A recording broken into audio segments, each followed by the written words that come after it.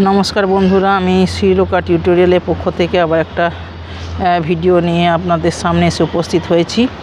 দেখুন আজকে আমি ছাদে দাঁড়িয়ে আছি, আকাশে মুখটা খুবই ভার, বুঝতেই পারছেন যে একটা বৃষ্টি হওয়ার সম্ভাবনা রয়েছে, হয়তো বৃষ্টি হবেও, কারণ যা কয়েকদিন ধরে গরম যাচ্ছে তাতে একটা বৃষ্টি হওয়ার সম্ভাবনা তো তৈরি হয়েছে। আর তাছাড়া যে দাবদাহ, সে দাবদাহ থেকে একটু আমরা হলেও স্বস্তি পেতে পারি এই বৃষ্টিটা হলে। জানি না কবে বৃষ্টিটা হবে, আকাশ তো কদিন ধরে থমথম করছে কিন্তু বৃষ্টি হচ্ছে না। বৃষ্টিটা হওয়াটা খুবই জরুরি।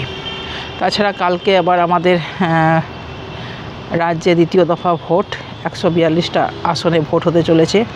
তো বৃষ্টিটা হলে একটু স্বস্তিও পাওয়া যায় ভোটের আগে, কেননা এই দাবদাহে ভোট দিতে যাওয়ার যে কষ্ট, সেটা প্রচণ্ড পরিমাণ কষ্ট হয়।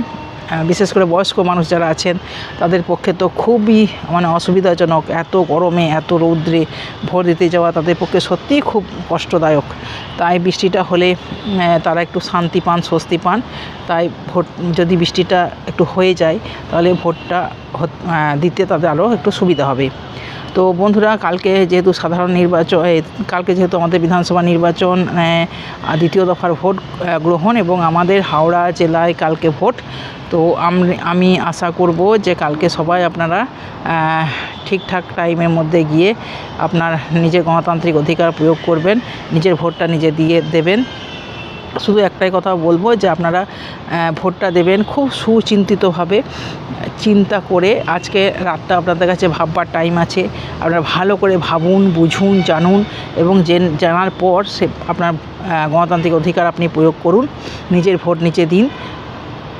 দিয়ে একটা সুন্দর সুস্থ সমাজ, একটা সুন্দর সুস্থ রাজ্য, একটা সুন্দর সুস্থ দেশ আমরা সবাই আসুন গড়ে তুলি, যেখানে আমাদের আগামী ভবিষ্যৎ প্রজন্ম তারা শান্তিতে, স্বস্তিতে লেখাপড়ায় শিখে শিক্ষিত হয়ে সুস্বাস্থ্য নিয়ে তারা বাঁচতে পারবে। সেরকম একটা সুন্দর রাজ্য আমরা সবাই আসুন গড়ে তুলি। দেখুন, আমি কোনো পার্টি বা কোনো দলের সমর্থক নই, কিন্তু আমি শিক্ষিকা হিসাবে বলতে পারি একটাই কথা, যে সুস্থ সমাজ গড়ার জন্য আমাদেরকে এই ভোট দেওয়াটা অত্যন্ত জরুরি এবং খুব সুচিন্তিতভাবে ভোটটা দেওয়া জরুরি।